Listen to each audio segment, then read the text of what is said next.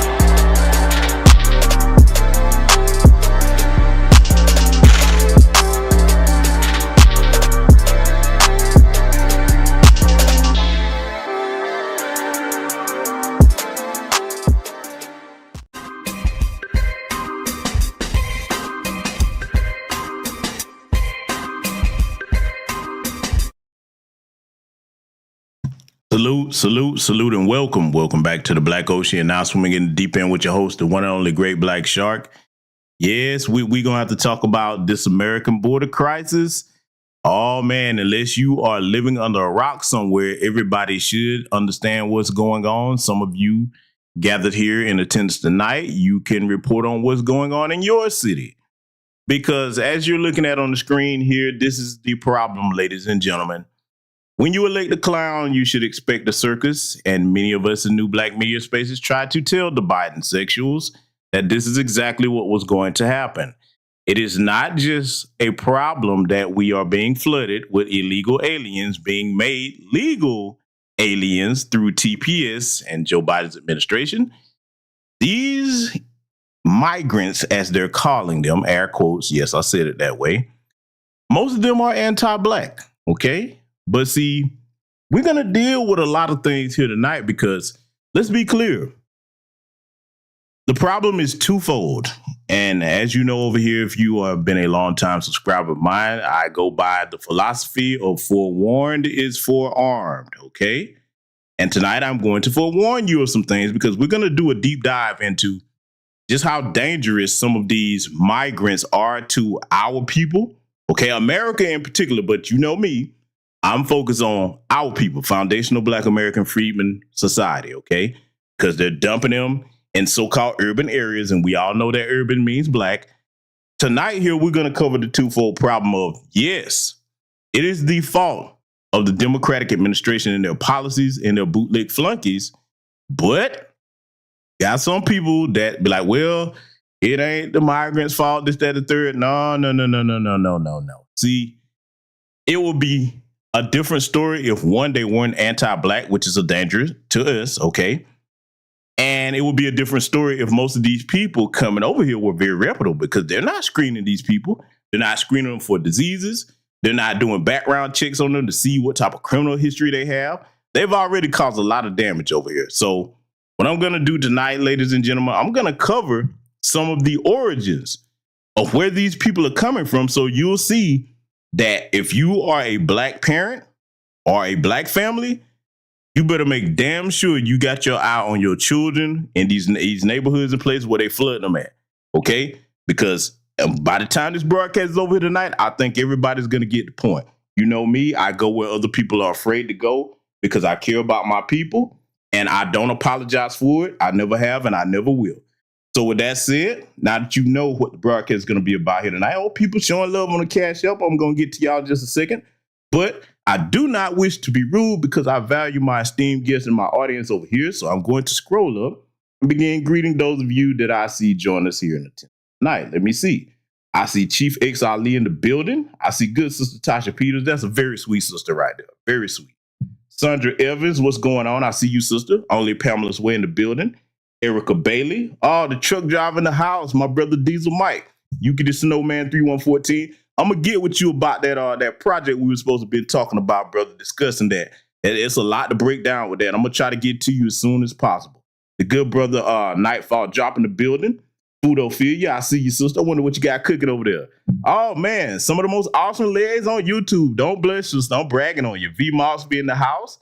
My first sergeant, some chick named Star. I see you. Salute to you and welcome to everyone in attendance. The Prince of Paraphernalia, POP, I see you, brother. Let me go and see here. Salute to my good brother, Black Voltron Reloaded on the Cash App.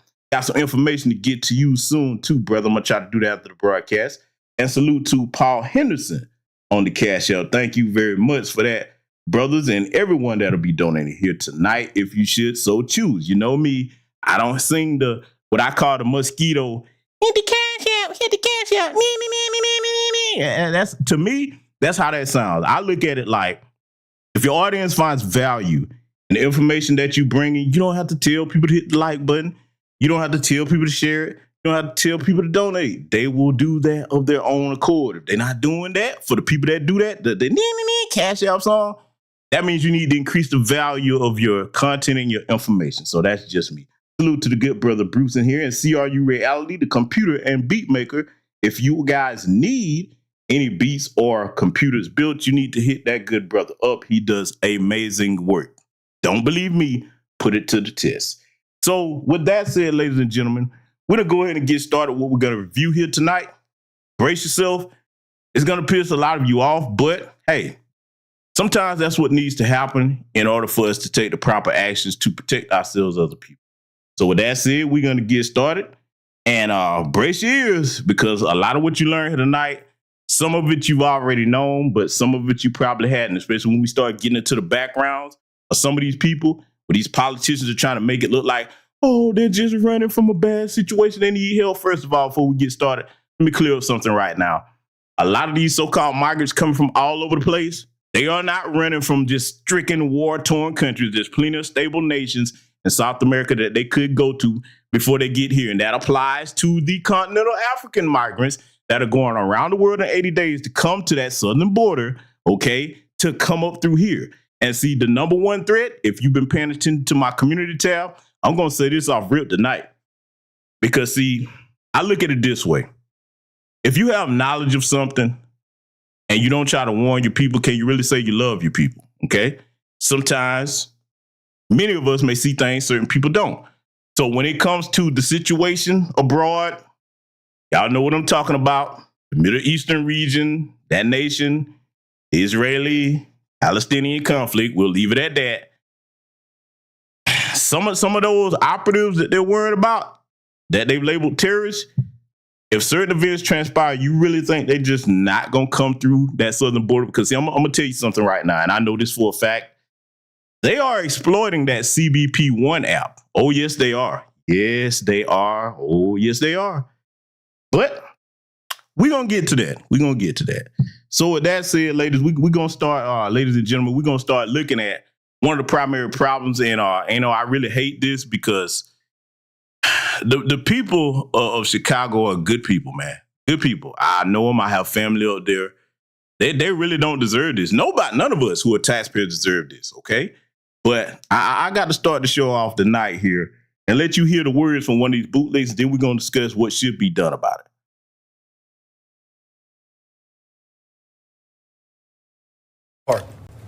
To continue to make sure that Chicagoans who have been in this city, who have needed support, and particularly our Black families. I know there's been a tremendous burden, particularly on Black Chicago. I am fully aware of that. Y'all know where I live. Y'all know how many schools have been shut down in Austin, mental health clinics. Administration after administration has taken away from Black people, not mine. Let me pause this right here, because a lot of this should go without saying, and a lot of you who in here are my age and older, we get this automatically.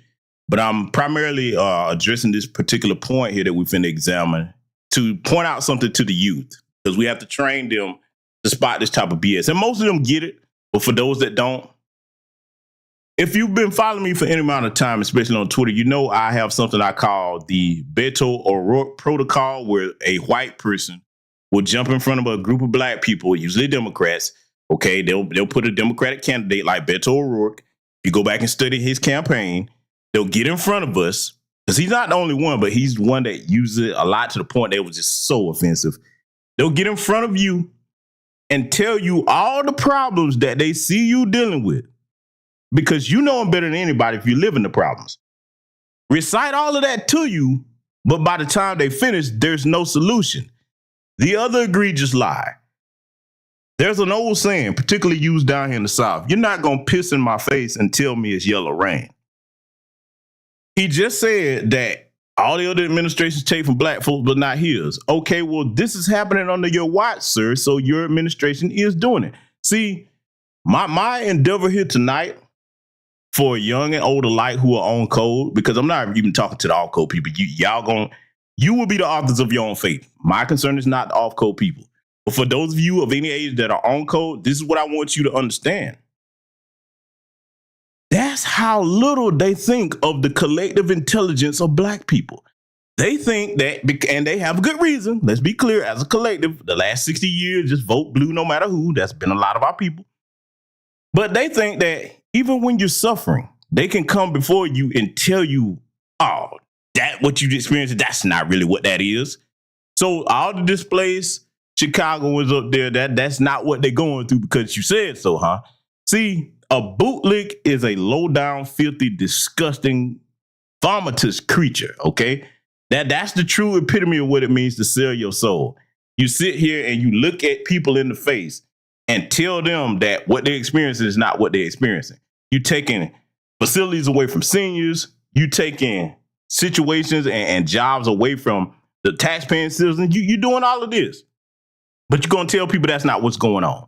And see, there's a lesson in this for you bisexuals. You got Lori Lightfoot out of there, but you put another Democrat in there. If you keep doing that, you're going to get the same results. I'm not done with this bastard by sight, though. Let's let him continue. I want to make this point very clear as well. We're trying to make sure that migrants are not on floors. So when individuals say that black folks want what migrants want, it's not true. It's not. Let's deal with that, too. He said they're trying to make sure that migrants are not on floors. Well, Mr. Johnson, there's a way to solve that problem. You know what that solution is? Send them back where they came from. Send them back where they came from. They were sleeping somewhere before they came here. Yes, they were, because, see, let me tell you what I find most egregious about this. Y'all know my stance on this. If you truly are trying to escape a very volatile or dangerous situation, I can understand that. I'm a human being. I have compassion. But what I'm noticing is, and you can look in a 360 and see this with the so-called migrant crisis, you notice that it's more men hauling ass than women and children. Did you notice that? Not to say that there's not some, but when you take a head count and you look at footage of this and you just start to see, just look in your cities. Because see, look, what I'm saying here, this isn't my conjecture or opinion. Chances are you're in a city where you can see this for yourself. Look at all these able-bodied men just hauling ass. See, I must add this further. This is why I don't believe in tolerating disrespect from any of these other groups that take off and run from their homelands, because the men, we're not perfect. Lord knows we're not. I don't claim to be myself. But foundational Black American freedom men, we haven't taken off running anywhere. No matter what it is, we deal with it here. And it's not because we can't. We can do the same thing they're doing. What effort does it take to haul ass and run? It takes manhood and intestinal fortitude and dignity to stay where you are, build it up, and fight for what your birthright is. These cowards are not doing that, okay? So I don't respect that. Just get that clear. Now, Johnson here, okay, Jackass Johnson, that's what I'm going to call him, Jackass Johnson. He's sitting up here carrying on about, oh, it's not so bad and all this other stuff, and then talking about trying to conflate two issues at the same time, talking about those of us who are foundational Black American freedmen and slavery. Sir, those two things have nothing to do with one another. This country and its elected officials, which are public servants, their primary responsibility is to us, the American taxpayers, the citizens. You're prioritizing non-citizens over us. And even worse, you're giving some of these anti-black degenerates the right to become police officers. Family, let me tell you something. I've been a lot of places in this world. There is no country that I have ever been to my knowledge, where non-citizens can come in, break the law, and become law enforcement in that nation. Do you see how insidious this is? Keep voting blue no matter who, and you hurt yourself every time. This is do or die for us here. You have to take a stand against this. I back and support all the brothers and sisters in Chicago and New York and everywhere that's fighting against this, because your lives are literally on the line. And I'm going to prove that here tonight too, because I'm going to show you some things that the mainstream media isn't talking about and very few other people are talking about. You need to see what they flooding your neighborhood with. But I'm going to let Jackass Johnson continue here. Black folks want what they deserve. And to compare the needs of black people to individuals who are being forced out of their countries because of bad foreign policy, who are living on floors, comparing the conditions in which descendants of slaves have had to endure to migrants who are sleeping on floors, I question how much you actually care and love about black people and understand their condition. Oh, well, since you questioned that, Jackass Johnson, I question how much you care about the condition of black people because, sir, foundational Black American freedmen, and by extension, all Black Americans here, have you took a look at our condition, sir? When have you, even before, because see, this is something we're going to have to start requiring these bootlegs to do. Don't put them in office. That era will put them in office and they're going to do something for you. That's got to stop. Whoever you put in office has to have a track record of doing things for us, okay? For our people. So the question I posit to him is, Jackass Johnson, have you not seen the condition of our people? What have you done to advocate for our people? Because see, I'm going to show you how you know these bootlegs haven't done it. If somebody is for your people, you don't have to run around talking about it because everybody knows them. Everybody that's anywhere in the underside of my voice, whatever state or wherever in the world you listen to me from, the people that do for the people, you know who they are.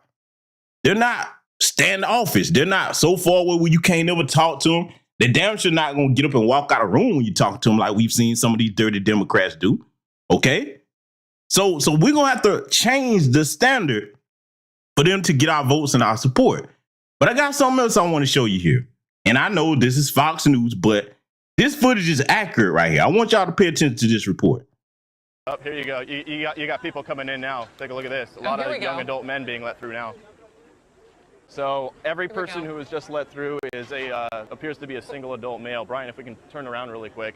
I don't know if they're all with the same group. Let me try to ask them really quick. Hola, ¿hablas español? ¿De dónde son? ¿De dónde son? Ghana. Ghana. You're from Ghana. Okay. Yeah, I'm from Haiti. You're from Haiti. Yeah. You're from Haiti? And why did you decide to come right now? All right. Why did you decide to come right now?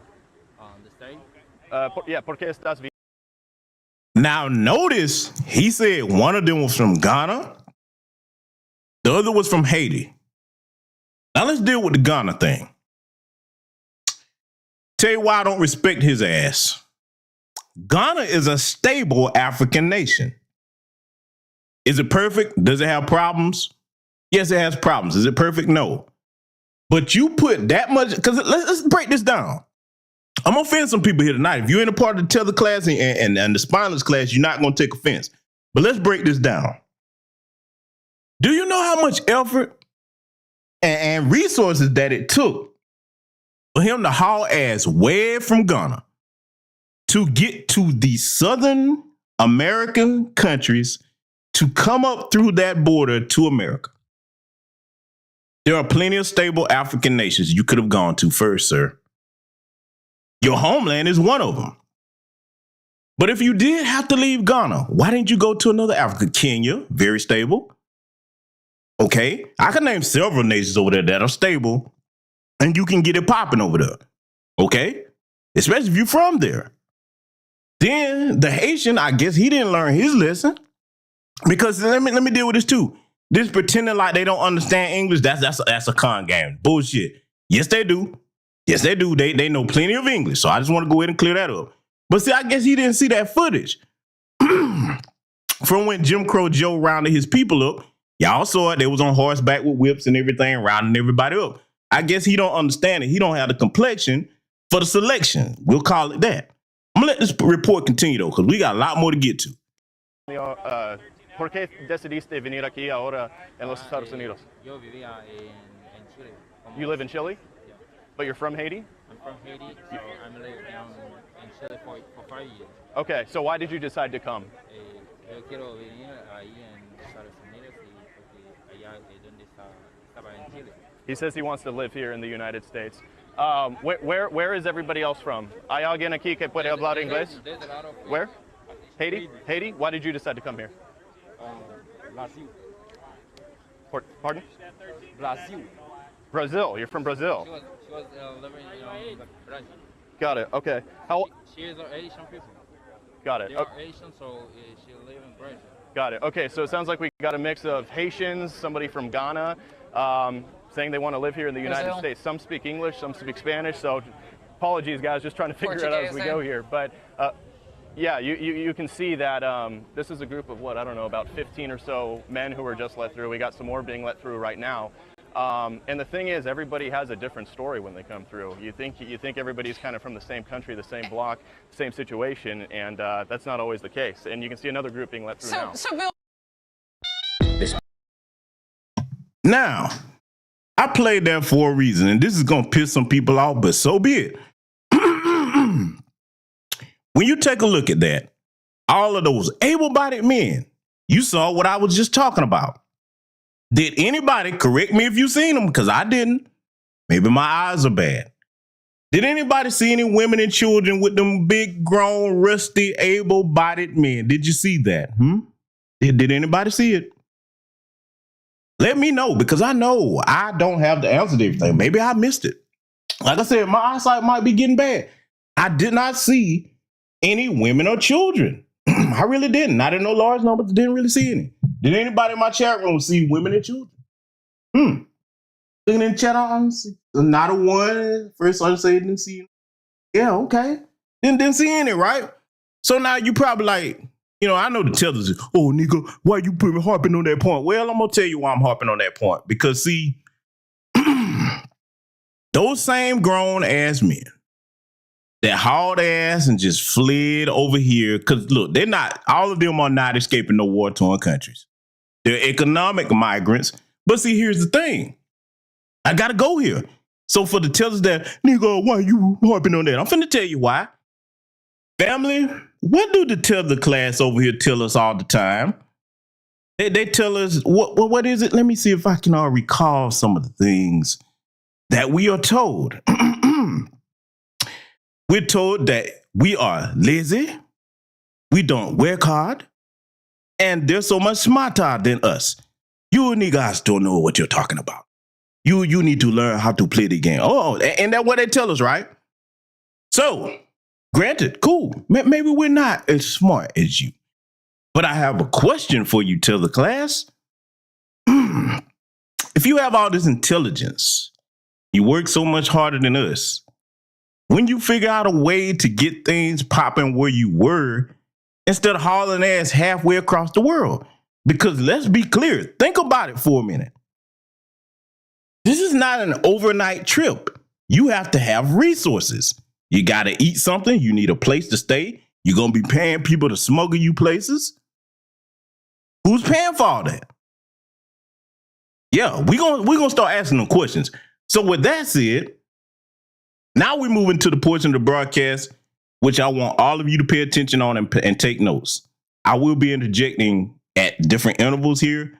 This is the part that nobody's really talking about, and I'm gonna make the point clear. I'm stressing it, and I'm showing it to you here tonight so I can warn my people, primarily the men who are the head of the families and the sisters who happen to be single mothers. This isn't the time to harp on beating up on the single mothers. No, when there's a problem, you warn everybody. Protect your black babies. Let me talk to you for a minute. If you the type of black parent that just let your child go running around everywhere, that shit need to stop right now. If you love your kids, you hear me?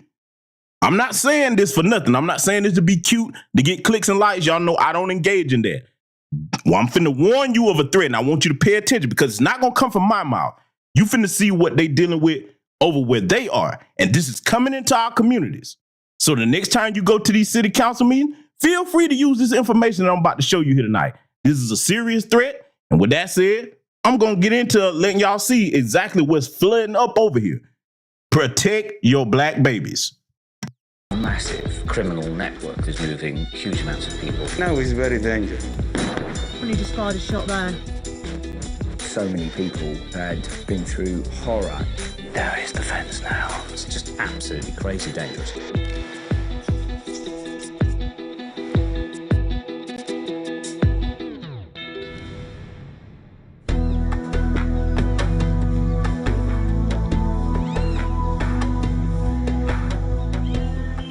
It's very easy to focus a lot of attention on the drug cartels and the crime syndicates that run not just Mexico, but all of South and Central America. What we wanted to see was the actual movement of the people themselves. It's quite a humanitarian crisis. So all these people running away from their own countries because they don't have money or the gangs are threatening them. The people smuggling is an absolutely out of control, unregulated business worth millions. They'll smuggle anything, whether it be guns, drugs, or migrants, or they'll do them all at the same time. We wanted to be with migrants as they were making their journey through Mexico and up into the United States. Many of those people have to come through Guatemala. So we needed to start our trip in Guatemala, but we also needed to get to the crime gangs who move drugs and people in exactly the same way.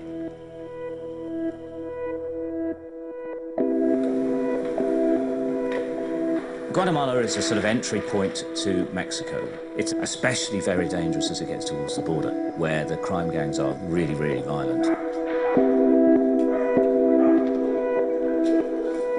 No matter how confident you feel in the local people you work with, there's always this nagging down that you are going into the unknown, you are dealing with some pretty dangerous people. They are cartel. Your kind of safety really is in the hands of the gangs. So they know they've got to get to a location that we're not being told about. Okay. What could possibly go wrong? I'm making this time. Let's not tempt fate. No. We knew other cartels were operating down there and we definitely didn't want to attract their attention because these are not only people smuggling routes, but they're also drug smuggling routes.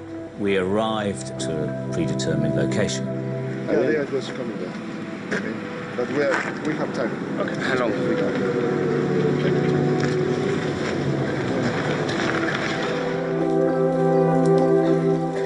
Within minutes, a sort of slightly bedraggled group of people walked out of the mist and the darkness.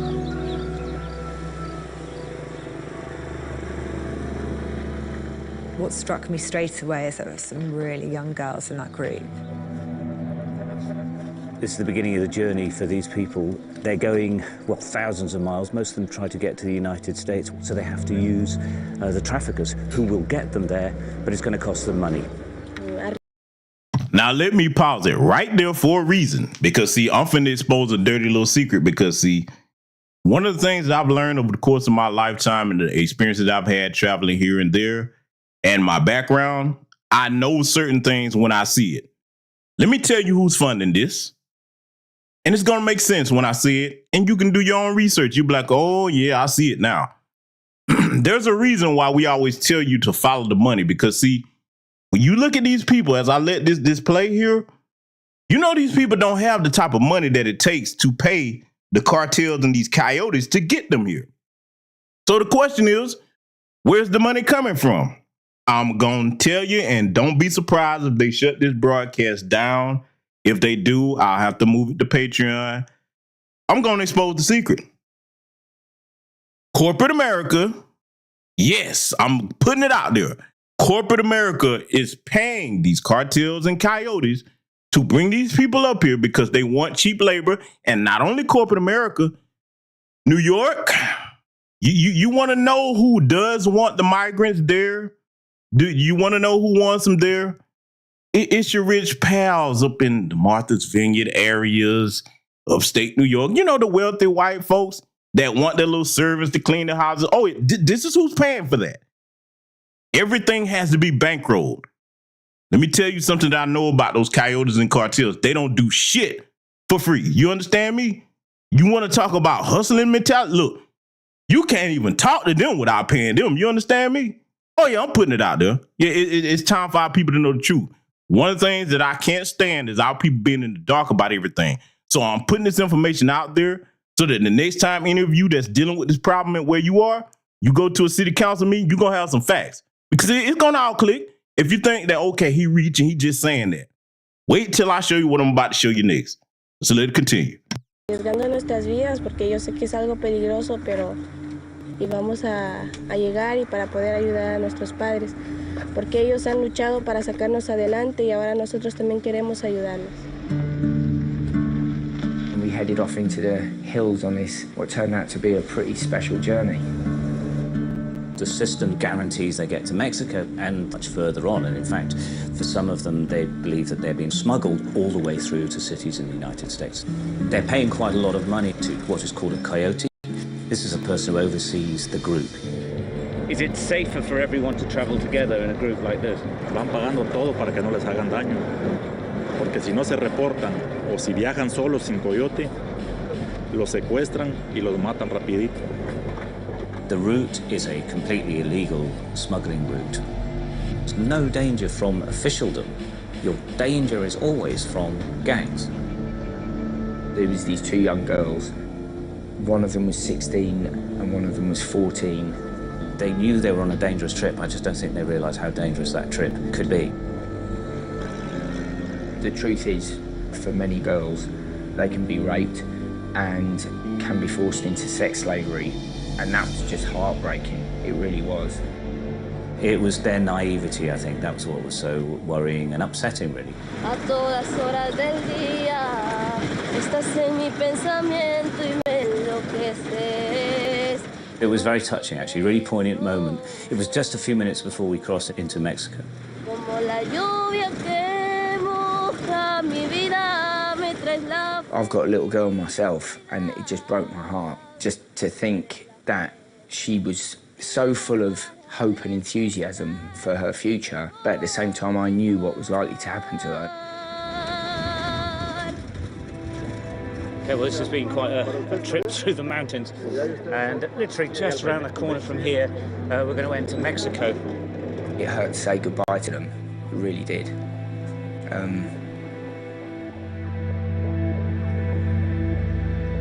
They will then keep moving on and moving on, going from one set of gangsters to another set of gangsters, all the way up to the American border. If you could have actually just picked them up and put them in the United States or given them enough money to go home, you would. But you can't.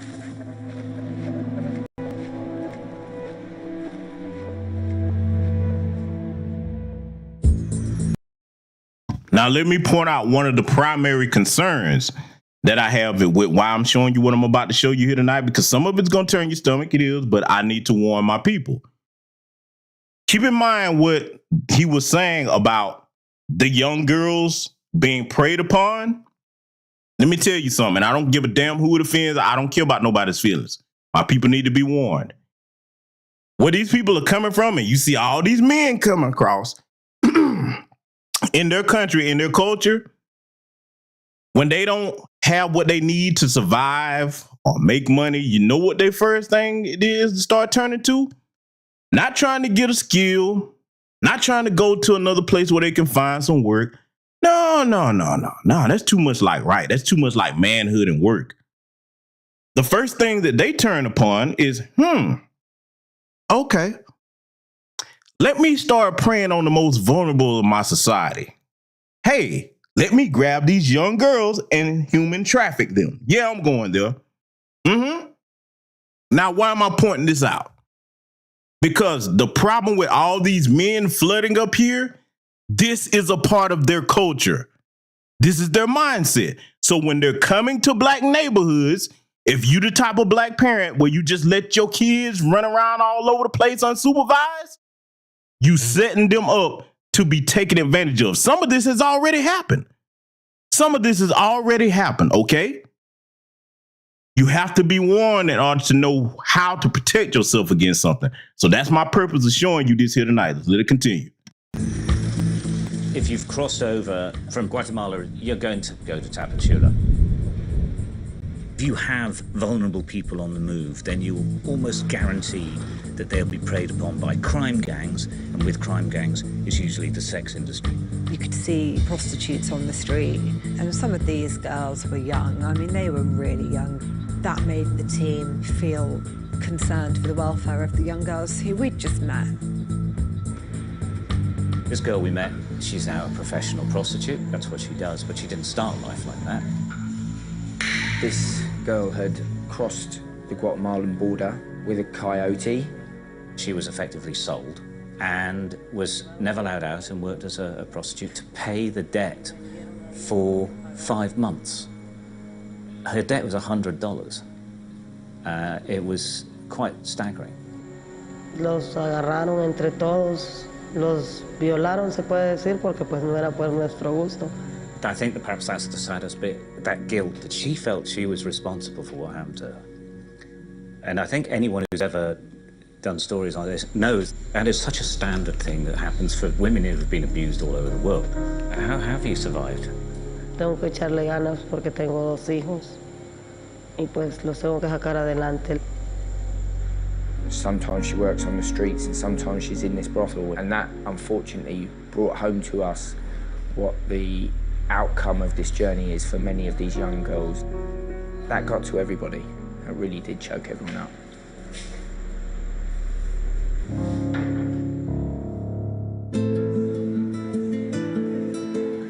There is a global network of gangs all facilitating the passage of migrants from wherever they come from in the world through Central America and up into... Let me pause it to point something out too, because I'm even going to be benevolent enough to do something I rarely do. I'm going to warn the stupid tonight. Yes, I am. I know I know y'all are shocked. You know how I feel about the stupid amongst us. Hey, I'm like, hey, send them first. They're the pawns. Push them out there first. So, hey, when it all goes down and they hit the stupid, we know where not to be. But I'm going to be benevolent tonight and warn the stupid, particularly the men. For some of you that are looking at this, oh, girls, there's some free taco cooch coming up here that I can pay for. Okay. Let me explain something to you that's different about these so-called sex workers being human trafficked up here. They are not like prostitutes in the United States where you can just do your trick and then you go home in the night. They're working for someone. Chances are connected to some of them cartels.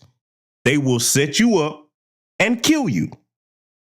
Ask yourself, is it worth it? See, we got to do this because there's some dummies out there listening to, man, GPS tripping, man. Oh, I can't wait to buy some. Okay, damn it. Don't say that nobody warned you, okay? So I'm putting that out there once. I'm not going to say it again. Hey, we'll leave it up to them. You find yourself in a situation, you can't say nobody told you. But the rest of what y'all about to learn here, because we're going to go deeper into what's coming up here from these different cultures, not only so that you can protect your neighborhood and your family and your children, but when these people come up here and start talking crazy to us, you're going to see where they come from. Let's let it continue. The USA. It's like a cargo town, except the cargoes are humans. And we actually found people from India, Pakistan, Bangladesh. Certainly nothing we expected to see. In Mexico, their tales and exactly where they have come from are actually mind-boggling. 2 guys we spoke to in particular who were from India told us how they had been robbed and beaten all the way along their journey there. And the boys talked very much about the 10-day walk that they had to do through the jungle in Panama. Mafia has a weapon like gun, sword. They kill if man not survive in the jungle.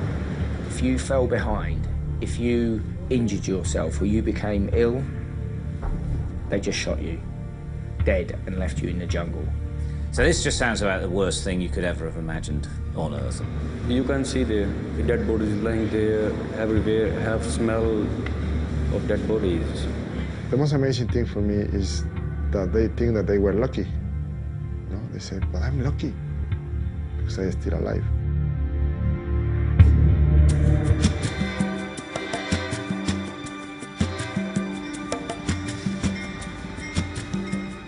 There are a number of crossing points into the United States that are proper, big crossing points, and one is Nogales. It's literally been split down the middle by the US border wall. And so you've got Nogales on the US side, which is in Arizona, and then you've got Nogales on the Mexican side. We saw this one family who were standing having a conversation through this fence. They were physically unable to be together. Our experience there was to try and meet up with the gangs that would actually facilitate the movement of people across the US border. Now we're on our way to a meeting with one of the drug gangs which also deals in people. They're a Sinaloa cartel-affiliated gang. Killing of journalists in Mexico is very common, but the killing of foreign journalists is very rare. But you are dealing with gangs, where I'm greeted by a masked man with an AK-47 in his hand. And the guy with the Kalashnikov never left our side, and he had his eyes on us the whole time. You can move marijuana, you can move cocaine, but also you can move people as well. You live in Guatemala, right? You send me people to here. So you call me, let me know. And it's crossing very easy? Not very easy. Okay. Right now it's very dangerous, you know? You have to pay the mafia to cross the people to that state. Clearly this meeting had been about checking us out. Because ultimately we wanted to get to the border, to see the people who are being smuggled illegally. Although they are a gang, they're actually the safest way to get across the border. Without them, you've got no protection whatsoever. One of the things of dealing with criminals, in my experience, that I have some experience dealing with criminals, normally they keep their word. They don't have timetable. There was, as is usual with these things, a bit of waiting around. It was on, it was off, it was on, it was off. I started to have my doubts, actually, about whether they were serious or whether they had changed their minds. Then all of a sudden, Ulysses got the call. Go on then, what's happening? We can go. Phil, start walking. If we want to see the jump, it's going to be at night time. I'm very loath to be going a full 4 hours and fall back in pitch darkness. I was quite worried about the team. So, you know, who's coming to get you in the middle of the night, in the middle of a desert, in a place that you're not supposed to be, with a load of cartel members? Just something about it I don't like. I'll meet you downstairs in a few minutes. It's been going on and off now for what feels like forever. I think we will definitely have no choice but to go out and see the gang who are meant to be moving these migrants. But I'll have to make a decision on whether I think it's possible to get to the border and whether it's too dangerous to do it. They were very adamant that it had to be a very small group, and so really Richie and I have to go with Ulysses as a translator. This is a road where in a few minutes, probably 20, 15, they will pick us up. Now we're on the road where we're meant to meet the smuggling gang and some of the people who want to cross the border into the United States tonight. I'm not sure how much we'll be able to see or how far we'll get. We drove out into the middle of nowhere. Why do we spend all our time on shitty roads? Going to meet dodgy people. Oh, man. Is this them coming back?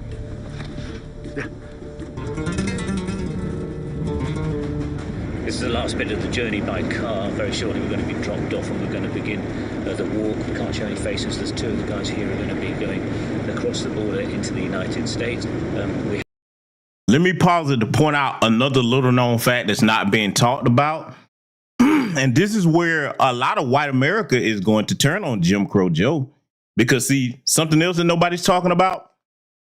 Family, gather here in my audience. I want you to use your thinking caps for a minute. I want you to think about what I'm about to tell you next.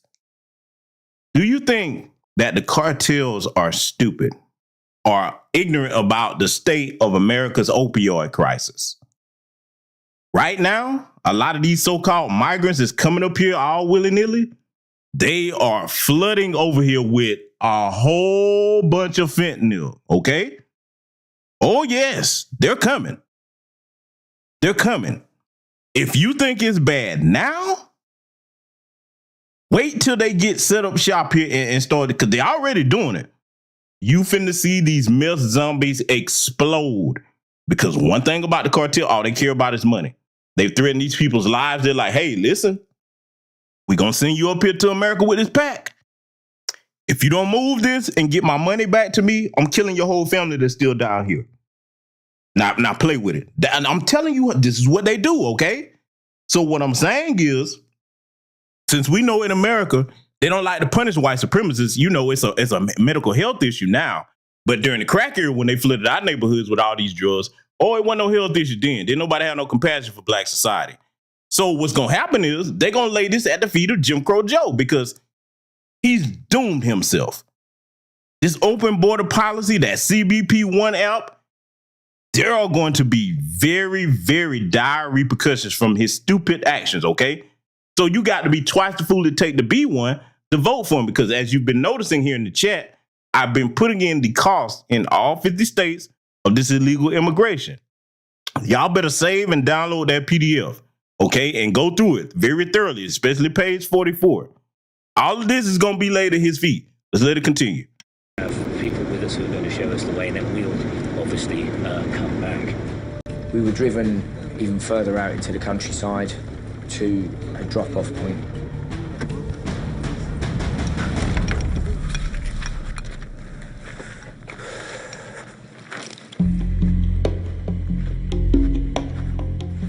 It takes some planning, but is it quite easy getting over? We met Coyote, the guy who was going to take one migrant across. Pues nos ha puesto difícil porque hay mucha vigilancia. And we met the migrant who looked very nervous indeed. It was costing him $5,000 US. The family had stumped together to get the money. And so the start of a new life. Now, let me point something else out so that you will know the greater majority of the funding for these so-called migrants is coming from corporate America. You heard the cost that he said this family had to pay $5,000, okay? Which I don't believe they paid all of that because it's very hard for them to get that kind of money together down there. Let me tell you how you know I'm right about that. I've shown you footage on this channel of wave after wave, Congo lines of them coming across that border. Where do you think the funding for that many people is coming? Because every one of them is being funded and paid for, okay? Who has that type of capital to expend? Corporate America. You see what I'm saying? Let it continue. He wanted to go over there and get some work, and he could change their lives. Their way of doing it is to know which bit of the border has not got border patrol, and they use that by having spotters. Okay, we're getting near the border now. That's why we've gone into night shot. It's getting very dark out here, and they're very, very jumpy. They keep checking, seeing if people are coming, people, if anyone around. And it's not so much actually the authorities, but more other gangs, because everyone uses these routes, and they can be very, very dangerous as a result of that, because they start fighting amongst themselves. But they're very keen to keep going. And suddenly we come through this clearing, and there it is. There's the border between the United States and Mexico. There is the fence now. The guy's telling us to be quiet. They say that keep going, and we need to go back. Okay. That's it, they're gone, mate. Yeah. There's probably people around, we should go. There are heat sensors on the fence, which is just there, which is why they won't let us go any nearer, but the guys have disappeared, and now there's other people, we think, coming. So we've got to get out of here. The guys themselves were very nervous and very jumpy. They were not hanging around. Experience. Yeah. We need to go fast. Yeah, go. Let's go. Let's go fast. We've just walked back from the border. It was actually scarier coming out than it was going in. Now we're waiting for a car to come and pick us up.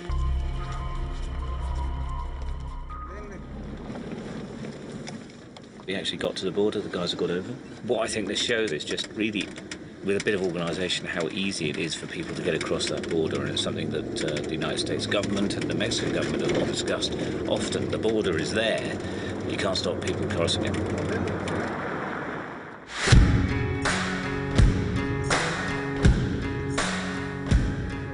Jim Chilson is an old-style rancher.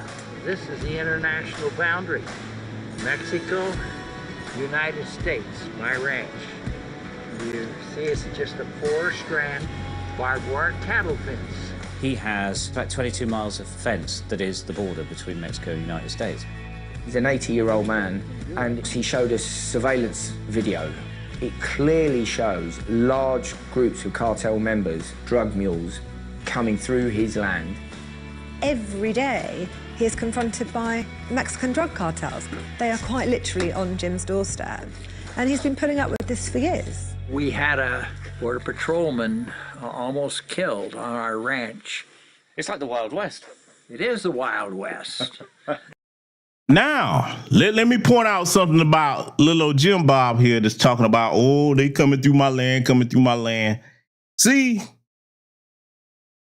they know how to mobilize when it's time to go and try to harm black people. Well, Jim Bob, hey, you over there in Arizona, man. Why don't you call your good old boys up and y'all go down there and handle that problem? Oh, see, but you don't want to do that when it's not black people, huh? Yeah, I just want to point that part out. Because they know how to get, look, don't tell me they don't know how to mobilize. You know why? January 6th. I rest my case. Let it continue. Yeah.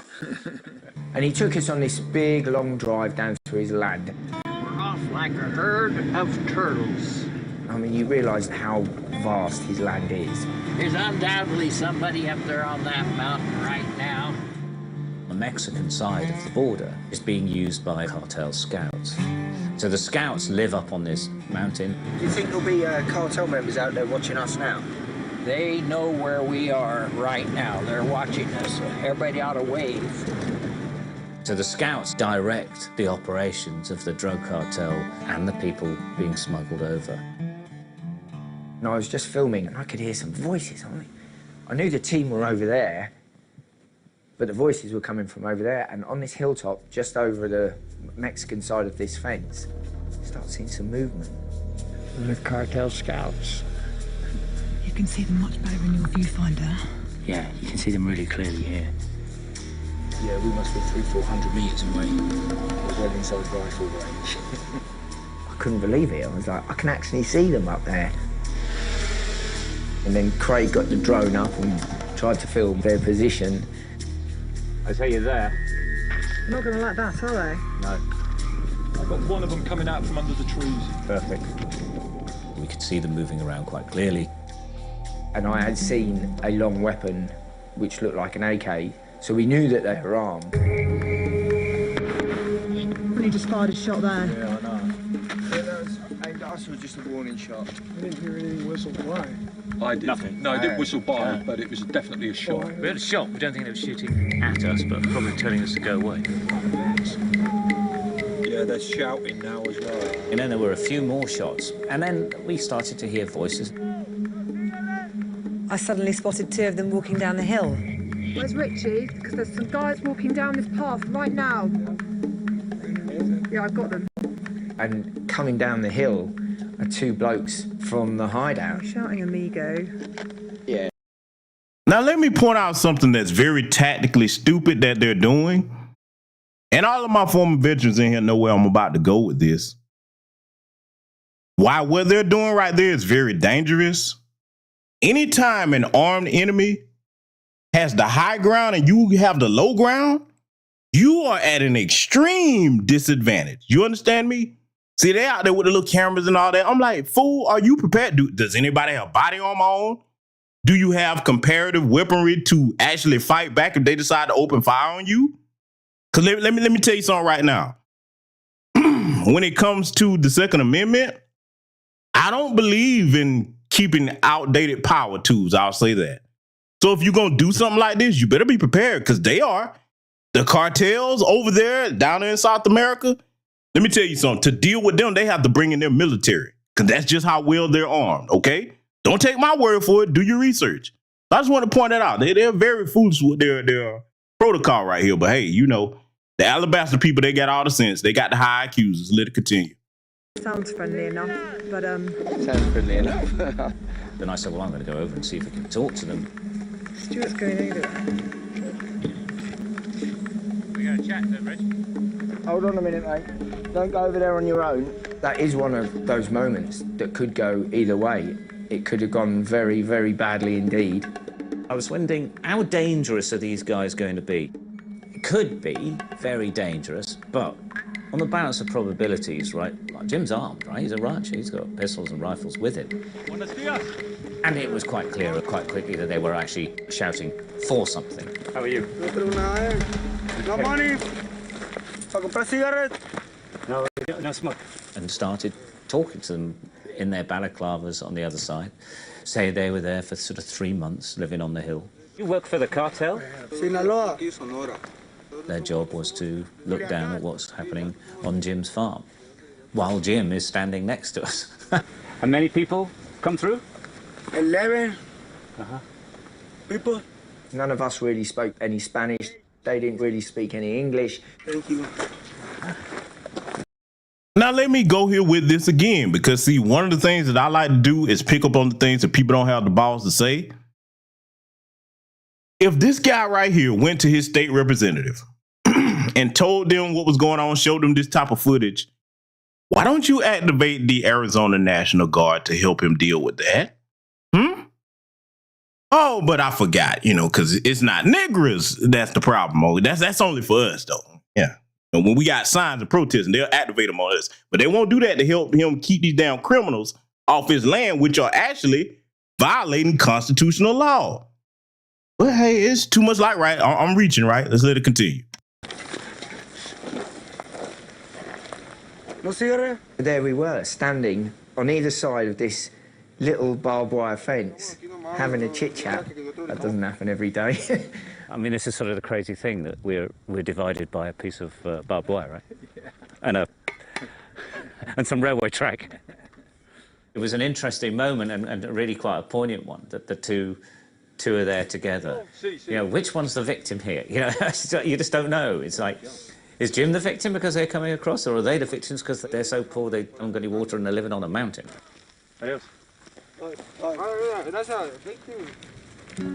It's very easy to cast everyone involved in this pretty awful trade as really, really evil. It's not as clear-cut as you would like to think. Everybody along the line, apart from a fortunate few, are all desperate. And that includes the drug smugglers and the people smugglers.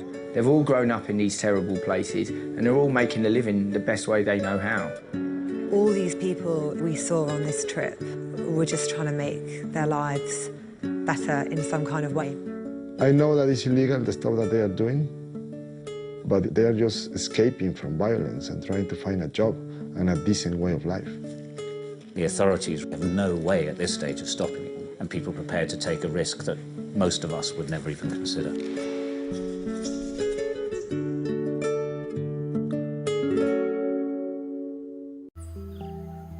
In Guatemala's isolated hillsides, there's a mounting crisis of sexual violence against Now, this portion of the broadcast is what I want all of you sisters, okay, and the brothers who have families, but particularly the women. You need to pay close attention to this portion of the broadcast. It's going to be somewhat disturbing, but again, my job is to warn my people, okay? I'm not going to sit up here when I know something and not present it to you, because, see, it's up to us to protect ourselves. It's up to us to protect our communities, especially our women, our children, our elderly, and they just tell us, oh, just come on over here and flood them over here. And see, let me point this part out too. I'm well aware of the programs that they have in New York and Chicago where they're talking about, well, they'll pay you if you take these people in their homes. You better not. Listen, if you're a black person, you twice the fool that take the damn B1 if you engage in that. And I'm going to show you why here, because, see, let me tell you something. When you put people in desperate straits for resources, okay, and things that they need to live, the worst in humanity comes out of people, okay? And that's just an unfortunate fact, all right? So now with the situation where they coming from, you got to keep in mind, even if you're the type of black person where you thinking that you want to help them, you're putting yourself in extreme danger because their way of life is not yours, okay? I'm going to say it again. Their way of life is not yours. You have zero in common with these people. Plus, some of them hate your guts. Okay? I'm going to let this play, and you're going to see why I'm harping that you watch your children with these migrants appearing in numbers into the neighborhoods and the black community. indigenous girls. Ni porque grita, nadie le va a escuchar. Children as young as 9 are getting pregnant after being raped, forced into motherhood as abortion is illegal here.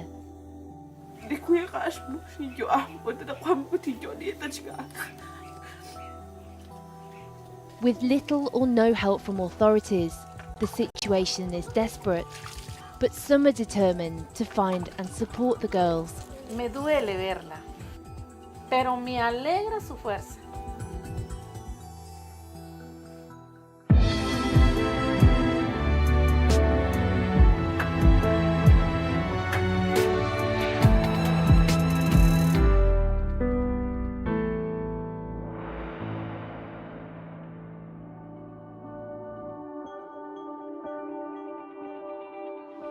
Es un gusto llegar en los hogares de cada uno de nuestros radioescuchas a través del programa La Voz de las Mujeres. Since she was a teenager, Carmelina Shoko has been on a mission to help women and girls in Guatemala.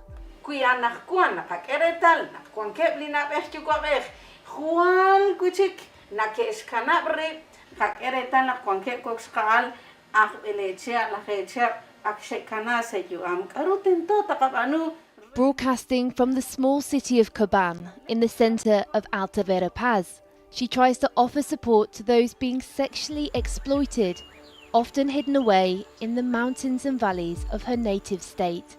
Siempre nos deja un nudo en la garganta, el dolor, la situación de las niñas que no hablan. Es una chiquita que todavía tiene todo el futuro para jugar, para brincar, para reír, para salir sin carga, pero no.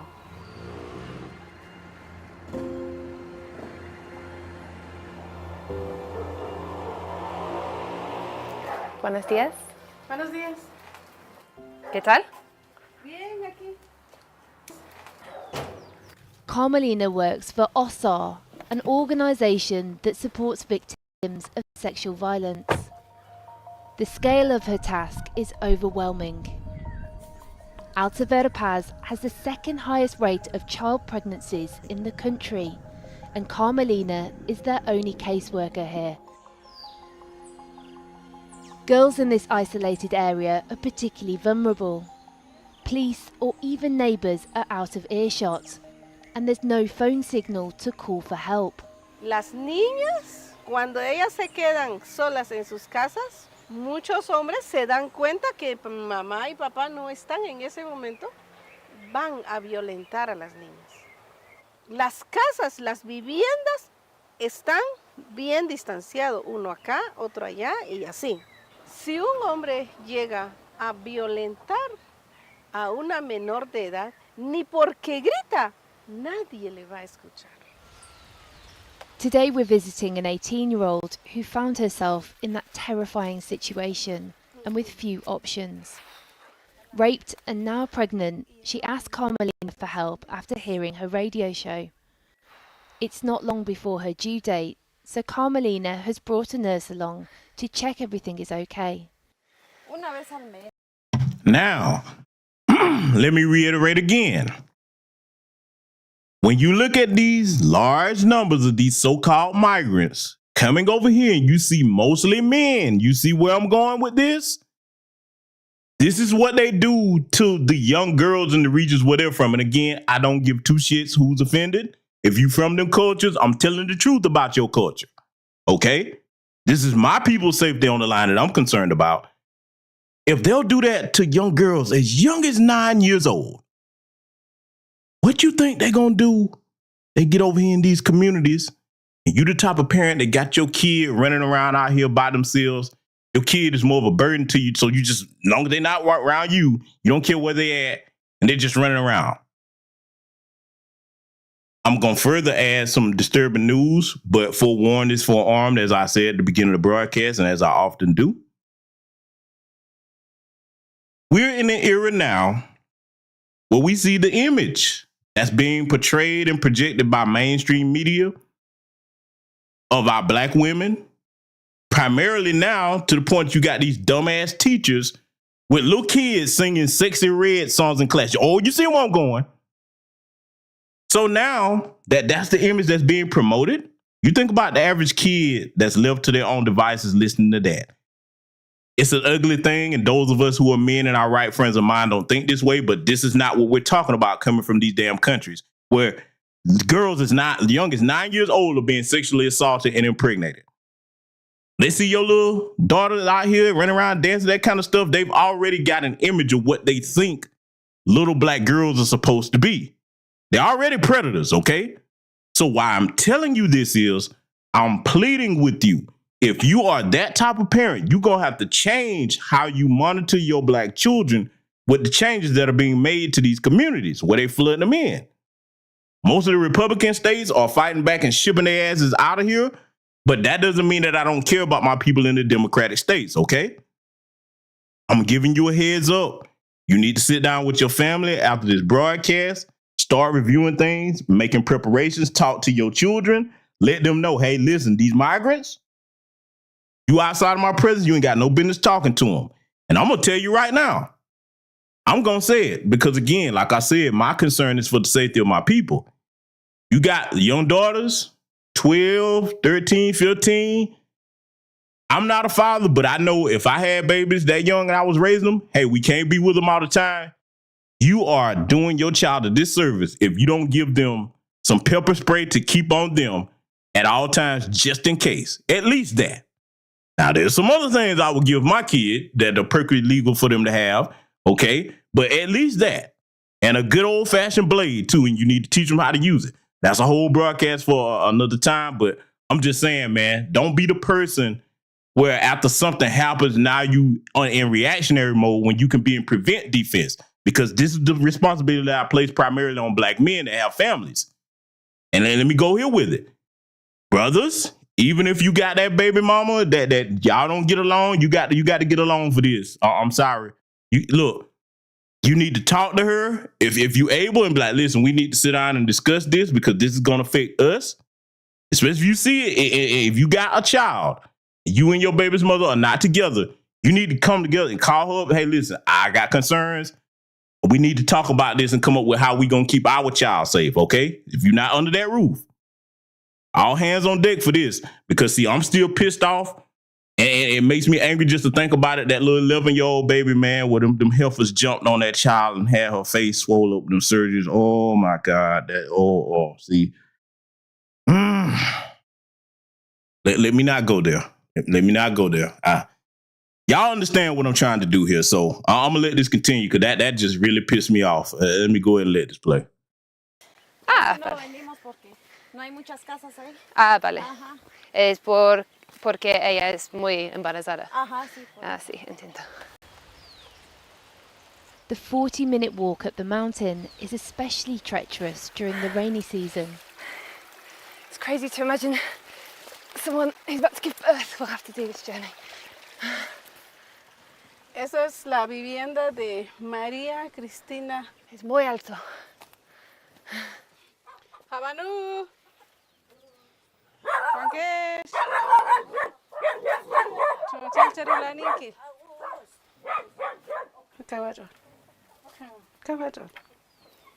Maria Cristina was home alone when she says she was targeted and raped by a neighbour, an older man. She was living here working for her great aunt. Her parents live nearby, but they won't let her return. They blame her for the pregnancy. Are you worried about? Did you just hear that? Did you just hear that?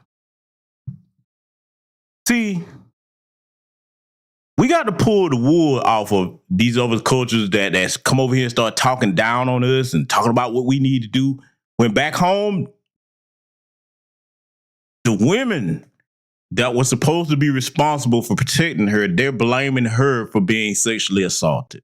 See, this goes to show you how they've normalized this kind of behavior where they're from. They've normalized it. I got news for you. We haven't normalized it here. So I'm going to tell you right now, I don't have kids, but if I see you doing something to a foundational Black American freedman child, I'm going to make the news because I'm not going to stand there and watch you do that. We don't play them games up here. And I'm telling you now, it's going to come a time With the words that's coming out of my mouth, you gonna be like, that brother tried to warn us about this. So as a black father, as a black mother, you better be prepared in advance. Let it continue. Having a baby, are you worried about being a mother?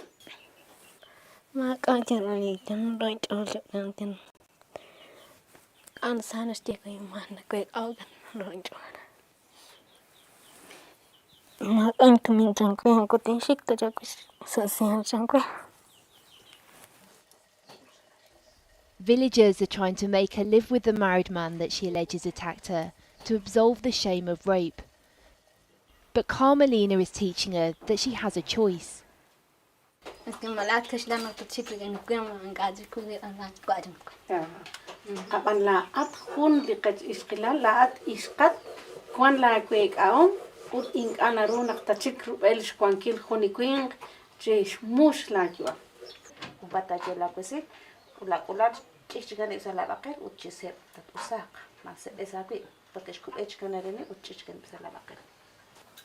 Carmelina bridges the gap between Indigenous girls and a healthcare system that they're often navigating for the first time.